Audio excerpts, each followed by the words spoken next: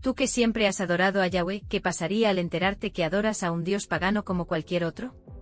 Con este último episodio terminamos el tema. ¿Era Yahweh el único y verdadero Dios? Anteriormente hablamos del panteón cananeo donde existía un Dios supremo llamado El, que era el padre de todos los dioses, que tenía 70 hijos. Veamos algunos de sus hijos. El Dios supremo del panteón cananeo, padre de todos los dioses. Baal, dios de Canaán. Dagón, dios de los filisteos. Moloch, deidad cananea Quemos, dios principal de los moabitas. Milcom, Molec dios de los amonitas, Baal-Zebub, dios de Ecrón, una ciudad filistea. Yahvé, Jehová dios del pueblo hebreo o Israel. Una vez los hebreos en la tierra prometida, Canaán, fueron afianzando su culto a Yahweh hasta que pudieron consolidarlo en la época del rey David y posteriormente durante el reinado de su hijo Salomón. Ese pueblo conseguía vivir bajo la ley de Yahweh.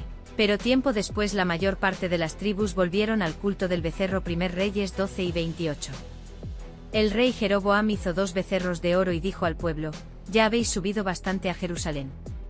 Aquí están tus dioses, Israel, los cuales te hicieron subir de la tierra de Egipto. Una vez más se puede apreciar la facilidad con que se pasaba del culto a Yahweh hacia el culto del becerro, o sea al dios El. En la era monárquica las 12 tribus de Israel se dividieron en 2 reinos porque no llegaron a un acuerdo de quién sería el sucesor de Salomón. Luego de la división del reino, el nombre del dios El se difundió más en el norte, reino de Israel.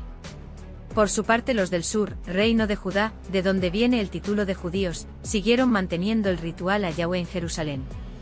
Israel adoraba a los 2 dioses porque no llegaban a un acuerdo. En ocasiones en la Biblia encontramos la presencia de las 2 deidades en el mismo contexto. Un ejemplo se menciona en el Deuteronomio 32.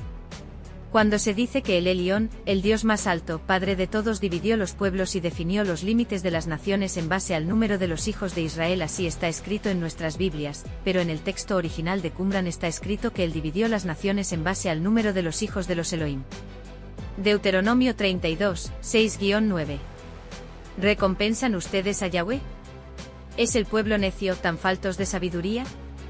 ¿No fue él su padre quien los compró, quien los formó? Recuerden cómo eran los días de antaño, consideren los años de épocas pasadas. Pregunta a tu padre, él te dirá, a tus ancianos también ellos te informarán. Cuando Elión dio a cada nación su herencia, cuando él dividió los hijos de Adán, él asignó las fronteras de los pueblos de acuerdo al número de los malachim de Elohim. Y su pueblo Jacob fue la porción de Yahweh, y Israel era la línea de su herencia. Para aclarar, si las naciones se hubieran dividido de acuerdo a los hijos de Israel serían solo 12 naciones, porque los hijos de Israel son las 12 tribus. Pero la Biblia nos muestra en otros contextos que la división es de 70 naciones, lo que concuerda más con el Dios El, por lo tanto Yahweh es uno de sus hijos y recibió por herencia a Israel. Vemos en el Salmo 82, 1 el Dios El, en la cabeza de la asamblea. Un canto de alabanza de Asaf, Elohim se levanta en la asamblea de él, allí en medio de ellos él juzgará a los dioses. Pero con el tiempo se hizo desaparecer la corte completa de dioses y se condenó esa idea como apostasía. Con el tiempo él había sido degradado a ídolo, fortaleciendo la posición de Yahweh como Dios único. Con la llegada del rey Josías, que se dispuso a reformar el judaísmo y puso en marcha un plan para deshacerse de todos los vestigios de politeísmo en la práctica de los judíos, se destruyen los lugares sagrados y las estatuas de piedra. Se deshacen de los cultos de Asera porque el judaísmo ya no debía ser politeísta y aunque reconocen a otros dioses, pero la orden ahora era adorar a solo a uno, y así el recuerdo de otros seres poderosos va a ser como algo que se pase por alto. Un ejemplo más de la adoración a las 2 deidades son los nombres teofóricos, algo muy típico de la época, que consistía en agregar a un nombre la partícula del nombre del dios, el si esa casa adoraban a él, o la partícula, ya si se adoraba a Yahweh. Nombres teosofóricos con el Daniel, Dios es mi juez. Gabriel, fuerza de Dios. Emanuel, Dios con nosotros. Miguel, ¿quién es como Dios? Rafael, Dios ha sanado. Natanael, regalo de Dios. Ezequiel, Dios fortalece. Samuel, Dios ha escuchado. Eliezer, Dios es mi ayuda. Ismael, Dios escucha. Nombres teosofóricos con YAH. Isaías, Yesayau significa Yahweh es salvación. Elías, Eliyau, mi Dios es Yahweh. Jeremías, Yirmeyá, Yahweh establecerá, o Yahweh exalta.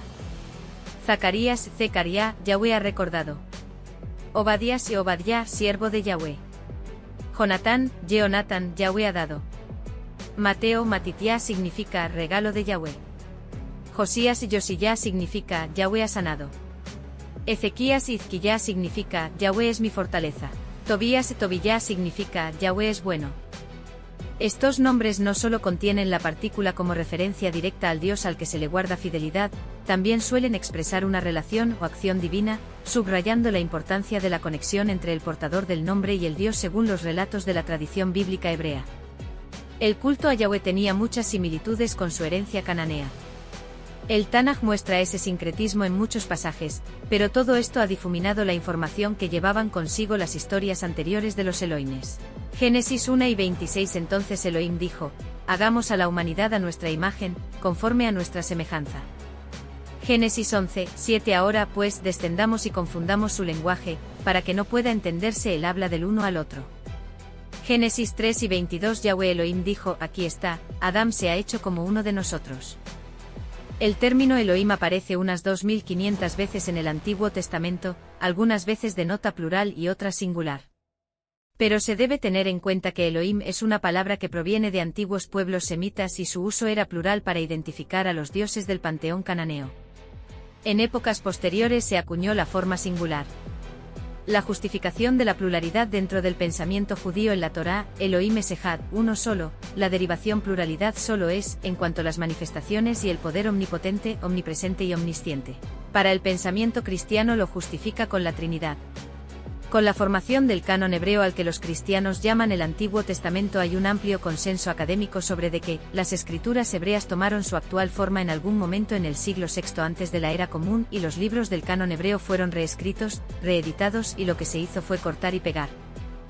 Para intentar construir una historia sin fisuras para que parezca de principio a fin una historia sobre un único Dios, pero no les salió bien del todo porque dentro de esas historias, aún tenemos rastros de estas otras entidades girando alrededor de los textos.